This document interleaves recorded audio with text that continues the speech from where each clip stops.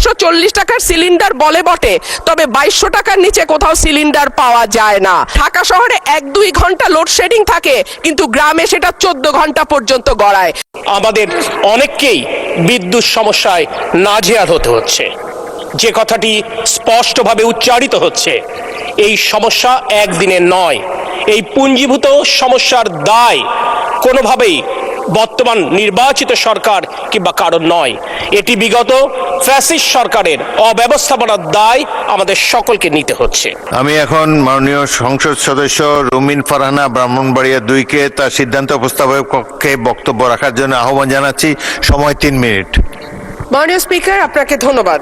মাননীয় স্পিকার, মেঘনা আর তিতাস পাড়ের দেশ ব্রাহ্মণবাড়িয়া, ওস্তাদ আলাউদ্দিন খাঁ কিংবা শচীন দেব বর্মনের দেশ ব্রাহ্মণবাড়িয়া, কীর্তন আর বাউল গানের দেশ ব্রাহ্মণবাড়িয়া, ছানামুখী মিষ্টির অপূর্ব স্বাদের দেশ আমার বাউনবাড়িয়া, দিগন্ত জোড়া হাওড়ের দেশ বাউনবাড়িয়া, আবার তুচ্ছ বিষয়ে ট্যাটা নিয়ে মাঠে নামার দেশও কিন্তু ব্রাহ্মণবাড়িয়া। মাননীয় স্পিকার, বাংলাদেশের শিল্প সাহিত্য সংস্কৃতির রাজধানী বলা হয় ব্রাহ্মণবাড়িয়াকে। এই মাটিতে একদিকে যেমন সুর সম্রাট ওস্তাদ আলাউদ্দিন খাঁ বা শচীন দেব বর্মনের জন্ম হয়েছে, তেমনি এই মাটিতে জন্ম নিয়েছেন ধীরেন্দ্রনাথ দত্ত বা অলি আহাদের মতন সংগ্রামী চরিত্র, যাদের কল্যাণে বাংলা আজকে আমাদের রাষ্ট্রভাষার স্বীকৃতি পেয়েছে। মাননীয় স্পিকার, আমার নির্বাচনী এলাকা ব্রাহ্মণবাড়িয়া 2-এর অন্তর্গত আশুগঞ্জ একটি শিল্পনগরী। এখানে সার কারখানা, বিদ্যুৎ কেন্দ্র, চাল কল, মিল, ফ্যাক্টরি আছে, বন্দর। ব্রাহ্মণবাড়িয়ার গ্যাস যায় সারা বাংলাদেশে, কিন্তু ব্রাহ্মণবাড়িয়ার মানুষ গ্যাস পায় না। মাননীয় স্পিকার, তিতাস গ্যাস ফিল্ড বাংলাদেশের অন্যতম প্রাচীন ও প্রধান প্রাকৃতিক গ্যাস কেন্দ্র। 1962 সালে আবিষ্কৃত এই গ্যাস ক্ষেত্র থেকে বর্তমানে 22টি কূপের মাধ্যমে দৈনিক প্রায় 325 মিলিয়ন ঘনফুট গ্যাস জাতীয় গ্রিডে সরবরাহ করা হচ্ছে। 1991 সালে সরাইল উপজেলার সদর ইউনিয়নে গ্যাসের সংযোগ দেয়া হয়। শুরুর দিকে গ্রাহক ছিল 1000, বর্তমানে কাগজে কলমে 5000, কিন্তু অবৈধ সংযোগ যদি আমরা এর সঙ্গে যুক্ত করি তাহলে প্রায় 8 থেকে 9000। কিন্তু প্রত্যেক গ্রাহকই আছেন চরম গ্যাসের সংকটে। সরাইল সদরে 1.5 কিলোমিটার এলাকায় 6 ইঞ্চি এবং 1 কিলোমিটার এলাকায় 4 ইঞ্চি ব্যাসের পাইপ দিয়ে গ্যাস সঞ্চালন লাইন টানা হয়েছে। এরপরে পাড়ায় পাড়ায় 2 ইঞ্চি ব্যাসের পাইপ বসানো হয়েছে। কিন্তু সমস্যা হলো সকাল 7টা থেকে দুপুর 2টা পর্যন্ত গ্যাসের কোনো চাপ থাকে না, চুলা মিটমিট করে জ্বলে। এরপর মন চাইলে গ্যাস আসে 1 ঘন্টার জন্য, তারপরে আবার রাত পর্যন্ত গ্যাসের কোনো খবর নাই। দেশে গ্যাসের সংকট আছে, তার উপরে শীতকালে গ্যাসের চাহিদা আরো বাড়ে। অন্যদিকে আছে অবৈধ সংযোগ। Bakhrabad gas transmission and distribution system limited Brahmanbaria কার্যালয় থেকে জানানো হয়েছে, লোকবলের অভাব সহ নানা সংকটে তাদের তদারক করা পুরোপুরি সম্ভব হচ্ছে না। মাননীয় স্পিকার, 2016 সালে বাসাবাড়িতে গ্যাসের সংযোগ দেওয়া বন্ধ হলেও এখনো কিন্তু অসাধু কর্মকর্তাদের সাহায্যে বেশ কিছু মানুষ বাড়িতে অবৈধ গ্যাসের সংযোগ নিয়ে রেখেছে। সরকার রাজস্ব বঞ্চিত হচ্ছে এবং যাদের বাড়িতে সত্যিকারের লাইন আছে তারাও গ্যাস পাচ্ছে না। শেষমেশ মাটির চুলা, এলপিজি সিলিন্ডার আর বৈদ্যুতিক চুলা ভরসা। কিন্তু মাননীয় স্পিকার, আমাদের জীবন মানের এখন এমন উন্নয়ন হয়েছে যে গ্রাম বা মফস্বল এলাকাতেও এখন কিন্তু মানুষ ফ্ল্যাটে থাকে, পাকা বাড়িতে থাকে, উঠান এখন অনেকটাই বিলাসিতা। সুতরাং মাটির চুলায় রান্না করা বাস্তবতা বিবর্জিত। মাননীয় স্পিকার, আমাকে 2টা মিনিট সময় বাড়িয়ে দেবেন। মাটির চুলায় রান্না করা, মাননীয় সদস্য 1 মিনিট আপনাকে দিলাম। অন্যদিকে যদি আমরা এলপিজির দিকে তাকাই মাননীয় স্পিকার, 1940 টাকার সিলিন্ডার বলে বটে, তবে 2200 টাকার নিচে কোথাও সিলিন্ডার পাওয়া যায় না। আর আমরা যদি বিদ্যুতের চুলার কথা বলি তাহলে বলতে হয় ঢাকা শহরে 1-2 ঘন্টা লোডশেডিং থাকে, কিন্তু গ্রামে সেটা 14 ঘন্টা পর্যন্ত গড়ায়। সুতরাং গ্যাস ছাড়া আমাদের আসলে এই মুহূর্তে সত্যিকার অর্থে চুলা জ্বালাবার মতন জ্বালানি নেই। এবং ব্রাহ্মণবাড়িয়ার গ্যাস যেহেতু সকল দেশের অন্যান্য এলাকায় সকল এলাকায় যায়, সুতরাং আমার দাবি থাকবে আমাদের আশুগঞ্জের যে সার কারখানা আছে সেখানে গ্যাসের সংযোগের অভাবে কারখানাটি বন্ধ হয়ে গেছে। মাননীয় স্পিকার, মাননীয় মন্ত্রী যদি অন্তত সার কারখানায় গ্যাসটা দেয় তাহলে আমি আমার এলাকার মানুষের কাছে একটু মুখ দেখাইতে পারি। মাননীয় স্পিকার, মাননীয় সংসদ সদস্য রুমিন ফারহানাকে একটা সুখবর দিতে চাই যে 1 তারিখ থেকে আমরা, যদিও বিদ্যুতের উৎপাদন আমাদের ক্ষতিগ্রস্ত হবে, তারপরে দেশের কৃষির কথা চিন্তা করে আমরা 1 তারিখ থেকে ফার্টিলাইজার ফ্যাক্টরিতে গ্যাস দেওয়ার সিদ্ধান্ত নিয়েছি। ধন্যবাদ মাননীয় স্পিকার। মাননীয় স্পিকার,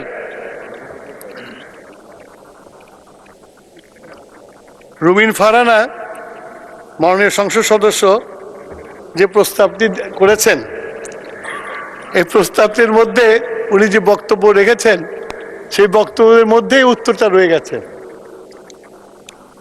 তারপরেও আমি ওনার বক্তব্যটাই রিপিট করছি। মাননীয় স্পিকার, 2016 সাল থেকে বাংলাদেশে গ্যাসের ঘাটতি দেখা দিয়েছে এবং প্রেশার কমে গেছে। প্রেশার কমে যাওয়ার ফলে এখন যেসব বাড়িঘরে বিদ্যুৎ গ্যাসের লাইন আছে এবং যেসব ইন্ডাস্ট্রিগুলোতে লাইন আছে সেই সব জায়গায় প্রেশার কমের জন্য সরবরাহ কমে গেছে। সেই জন্য আমরা এখন শুধু উৎপাদনকে চালিয়ে যাওয়ার জন্য আমরা ইন্ডাস্ট্রিগুলোকে যতখানি পারছি গ্যাস সরবরাহ করছি। ভবিষ্যতে এটা বলে রাখা দরকার, বিগত ফ্যাসিস্ট সরকার বাংলাদেশের গ্যাস উত্তোলনের জন্য কোনো রকম অনুসন্ধান করে নাই। আমরা এই 2 মাসের সরকার ক্ষমতা আসার পরে আমরা বাপেক্সকে শক্তিশালী করে অনুসন্ধান কাজ শুরু করেছি। যদি এই অনুসন্ধানে যদি আমরা সফলকাম হই, আমি আশা করি যেসব গ্যাস কানেকশন দেওয়া আছে সেই সব জায়গায় আমরা কানেকশন দিতে পারবো, প্রেশারও দিতে পারবো। মাননীয় স্পিকার, আপনারা জানেন যে বিগত সরকার এই সেক্টরটাকে ইমিউনিটি বিল পাস করে কোনো জবাবদিহিতা করতে হবে না, এইটা করে পুরা সেক্টরটাকে আমদানি ভিত্তি করে দিয়েছে এবং বিশাল অঙ্কের বকেয়া রেখে গেছে। এর মাঝেই আমরা এখন সিদ্ধান্ত নিয়েছি আমাদের দেশীয় গ্যাস ফিল্ডগুলোতে অনুসন্ধান করে এবং আমাদের দেশীয় গ্যাস ফিল্ড যেগুলো পরিত্যক্ত হয়ে গেছে তার মধ্যে যে লেফটওভার গ্যাস আছে সেগুলোকে উত্তোলন করে আমাদের ডোমেস্টিক চাহিদা মেটানোর চেষ্টা করব। মাননীয় স্পিকার, আপনাকে ধন্যবাদ আমাকে বক্তব্য দেওয়ার সুযোগ করে দেওয়ার জন্য। মাননীয় সদস্য রুমিন ফারহানা, আপনার সিদ্ধান্ত প্রস্তাব সম্পর্কে মাননীয় মন্ত্রী যে বিবৃতি দিলেন তার প্রেক্ষিতে আপনি ইচ্ছা করলে প্রস্তাবটি প্রত্যাহার করতে পারেন। মাননীয় স্পিকার, আমি মাননীয় জ্বালানি মন্ত্রীর বক্তব্য মনোযোগ দিয়েই শুনলাম। উনি সঠিক বলেছেন মাননীয় স্পিকার, গত 15 বছরে আসলে কোনো রকম জ্বালানির অনুসন্ধান হয় নাই, বাপেক্সকে শক্তিশালী করাও হয়নি। কিন্তু মাননীয় স্পিকার, সুখবরও আছে। তিতাস গ্যাস ক্ষেত্রের 11 কিলোমিটার এলাকায় 9টি স্থানে 27 কূপ আছে। এর মধ্যে 22টা কূপ থেকে গ্যাস উৎপাদন হচ্ছে। 2025 সালের নভেম্বর পর্যন্ত এইসব কূপ থেকে দৈনিক গড়ে 333.56 মিলিয়ন ঘনফুট গ্যাস উৎপাদন হয়েছে এবং এটি আমার ব্রাহ্মণবাড়িয়াতে। এর মধ্যে আরো একটি সুখবর আছে মাননীয় স্পিকার, এই মাসের 19 তারিখ থেকে ব্রাহ্মণবাড়িয়ার তিতাস গ্যাস ফিল্ডে নতুন গভীর অনুসন্ধান কূপ খনন শুরু হয়েছে, যা থেকে দৈনিক 15 মিলিয়ন ঘনফুট গ্যাস জাতীয় গ্রিডে যুক্ত হবে বলে আশা করা যাচ্ছে। 5.6 কিলোমিটার গভীর এই কূপটি খননে প্রায় 7 মাস সময় লাগবে এবং এটি দেশের জ্বালানি সংকট মোকাবেলায় একটি বড় ভূমিকা রাখবে বলে আমরা আশা করছি। মাননীয় সদস্য, আজকে আমরা খুব টাইম কনস্ট্যান্টে আছি। মাননীয় স্পিকার, আপনি মন্ত্রী তো বলেছেন যে উনি চেষ্টা করবেন আরো গ্যাসের রিজার্ভ আরো বাড়াবেন এবং যদি আরো বাড়ে তাহলে সফল হলেই আপনার ওখানে। মাননীয় স্পিকার, একটা কথা তাহলে একটু মন্ত্রী মহোদয়কে আমি স্মরণ করিয়ে দেই।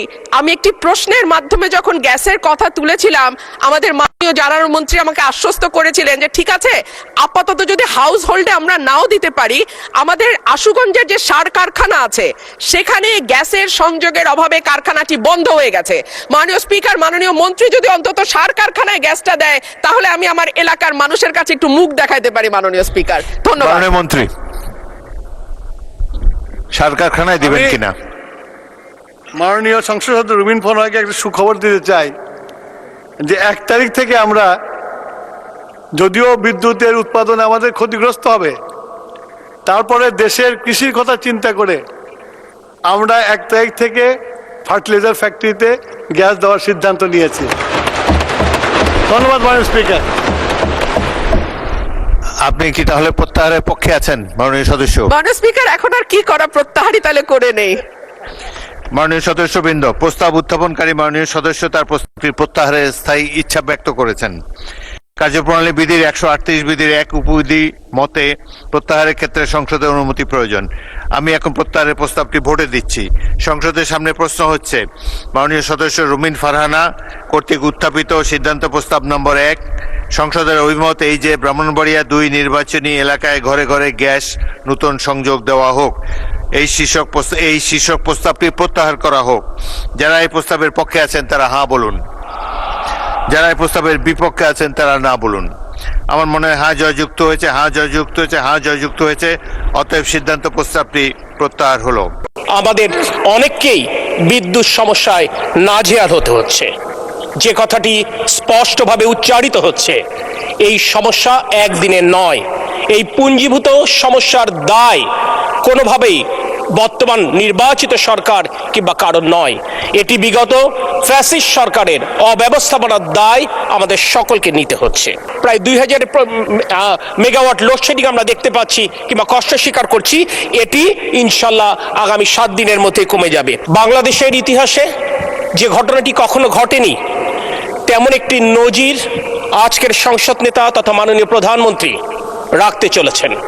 অর্থাৎ বর্তমানে নিরবিচ্ছিন্ন বিদ্যুৎ সাপ্লাই নিশ্চিত করবার জন্য সরকার যে উদ্যোগ গ্রহণ করেছেন, এ ব্যাপারে আমরা মাননীয় প্রধানমন্ত্রী তথা সংসদ নেতার পরামর্শে আমরা মাননীয় বিরোধী দলীয় নেতার সাথেও আলোচনা করেছি, তার পরামর্শ গ্রহণ করেছি। স্বীকার করতে কোনো দ্বিধা নেই, এই উত্তপ্ত গরমে গ্রীষ্মে আমাদের অনেককেই বিদ্যুৎ সমস্যায় নাজেহাল হতে হচ্ছে। যে কথাটি স্পষ্টভাবে উচ্চারিত হচ্ছে, এই সমস্যা একদিনের নয়। এই পুঞ্জীভূত সমস্যার দায় কোনোভাবেই বর্তমান নির্বাচিত সরকার কিংবা কারণ নয়। এটি বিগত ফ্যাসিস্ট সরকারের অব্যবস্থাপনার দায় আমাদের সকলকে নিতে হচ্ছে। আর তাই বর্তমানে উৎপাদন ক্ষমতা কাগজে কলমে অনেক বেশি থাকলেও বাস্তবতার সাথে সেটির গড়মিল রয়েছে। গতকাল বিদ্যুতের সর্বোচ্চ যে চাহিদা ছিল, সেই চাহিদার প্রায় 16,000 মেগাওয়াট। তার বিপরীতে গতকাল আমরা বিদ্যুৎ উৎপাদন করতে সক্ষম হয়েছি 14,126.35 মেগাওয়াট। অর্থাৎ আমাদেরকে 2086 মেগাওয়াট লোডশেডিং করতে বাধ্য হতে হয়েছে। এবং এক্ষেত্রে একটি নীতি এই সরকার প্রথম থেকে গ্রহণ করেছিল, যেহেতু ফসল ওঠার মৌসুম, অর্থাৎ কোনোভাবেই আমাদের কৃষকেরা যেন ক্ষতিগ্রস্ত না হয়, অর্থাৎ ফসলের ক্ষেতে সেচের জন্য পর্যাপ্ত ডিজেল এবং বিদ্যুৎ নিরবিচ্ছিন্ন রাখবার নির্দেশনা মাননীয় প্রধানমন্ত্রী আমাদেরকে দিয়েছিলেন।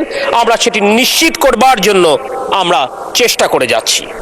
এরপরও দেখা যাচ্ছে পর্যাপ্ত জ্বালানি সরবরাহের অভাবে হয়তো বা কিছু কিছু জায়গায় লোডশেডিং হচ্ছে। এই বিষয়টি সহনীয় মাত্রায় আনবার জন্য মাননীয় প্রধানমন্ত্রীর পরামর্শে এবং বিরোধী দলীয় নেতার সাথে আলোচনা ক্রমে আমরা রাজধানী ঢাকাতে 110 মেগাওয়াট প্রাথমিকভাবে পরীক্ষামূলকভাবে লোডশেডিং করবার সিদ্ধান্ত গ্রহণ করেছি। আমরা মনে করি শহরের মানুষ আরামে থাকবে এবং গ্রামের মানুষ অর্থাৎ খেটে খাওয়া কৃষক কষ্টে থাকবে, এটি কোনোভাবেই কাম্য নয়। কারণ জুলাই অভ্যুত্থানের চেতনা ছিল বৈষম্যহীন বাংলাদেশ। তাই সমাজ অর্থাৎ শহর এবং গ্রামের মধ্যে কোনো বৈষম্য থাকতে পারে না, এবং সেই বৈষম্য মুক্ত করবার জন্য আমরা শহরেও প্রয়োজনে লোডশেডিং এর সিদ্ধান্ত নিয়েছি, যাতে করে কৃষকেরা তাদের সেচের জন্য পর্যাপ্ত বিদ্যুৎ পেতে পারে। এ ব্যাপারে একটি কথা না বললেই নয়। প্রশ্ন উঠবে যে যদি আমরা বলেই থাকি যে জ্বালানি সক্ষমতা আমাদের থাকলেও তাহলে কেন এই সমস্ত পাওয়ার প্ল্যান্টগুলো পরিমিত বিদ্যুৎ উৎপাদন করতে ব্যর্থ হচ্ছে। একটি বার্তা স্পষ্ট করতে চাই, প্রতিদিন বাংলাদেশে ৩৮০০ মিলিয়ন ঘনফুটের গ্যাসের চাহিদা রয়েছে। বর্তমানে বাংলাদেশের সকল গ্যাস কূপ মিলে প্রতিদিন আমরা ১৬৮৬ মিলিয়ন ঘনফুট গ্যাস উৎপাদন করতে পারি, আর আমরা প্রতিদিন গড়ে আমদানি করি ৯৫০ মিলিয়ন ঘনফুট, অর্থাৎ প্রতিদিন ১১৬৪ মিলিয়ন ঘনফুটের গ্যাসের আমাদের ঘাটতি থাকে। চাইলেও, অর্থ থাকলেও, সামর্থ্য থাকলেও গ্যাসের আমদানি বাড়াবার কোনো সুযোগ নেই, কারণ এর জন্য যে ইনফ্রাস্ট্রাকচার রয়েছে সেই ইনফ্রাস্ট্রাকচার দ্রুত সম্পন্ন করা সম্ভব নয়। তারপরে অত্যন্ত আনন্দের সাথে, অত্যন্ত দায়িত্বের সাথে আমরা জানাতে চাই, আমরা এই ইনফ্রাস্ট্রাকচার বাড়াবার জন্য বর্তমান সরকারের ১৮০ দিনের যে অগ্রাধিকার তালিকা রয়েছে তার মধ্যে ইনশাল্লাহ দৃশ্যমান অগ্রগতি দেশবাসী দেখতে সক্ষম হবে। আমাদের দুটি আমদানিকৃত, একটি আমদানিকৃত পাওয়ার প্ল্যান্ট এবং আরেকটি কোল বেস পাওয়ার প্ল্যান্ট, এটি তাদের নিজেদের মেইনটেনেন্সের কারণে তারা পর্যাপ্ত বিদ্যুৎ সরবরাহ করতে পারছে না। আমরা আশা করছি আগামী কয়েকদিনের মধ্যেই তারা পূর্ণ উৎপাদনে যাবে। সেক্ষেত্রে আজ যে এরকম প্রায় ২০০০ মেগাওয়াট লোডশেডিং আমরা দেখতে পাচ্ছি কিংবা কষ্ট স্বীকার করছি, এটি ইনশাল্লাহ আগামী ৭ দিনের মধ্যে কমে যাবে। আমি দেশবাসীর কাছে আজকে এই মহান সংসদে দাঁড়িয়ে তাদের এই কষ্টের জন্য তারেক রহমানের নেতৃত্বাধীন জাতীয়তাবাদী দলের সরকারের পক্ষ থেকে আমি বিনয়ের সাথে আমি আন্তরিকভাবে দুঃখ প্রকাশ করছি। আমি শুধু আপনাদেরকে আশ্বস্ত করতে চাই, আমাদের সর্বোচ্চ প্রচেষ্টা রয়েছে জনগণের দুঃখ কষ্ট লাঘব করে নিরবিচ্ছিন্ন বিদ্যুৎ এবং জ্বালানি সরবরাহ অব্যাহত রাখা। মাননীয় স্পিকার, আপনাকে ধন্যবাদ।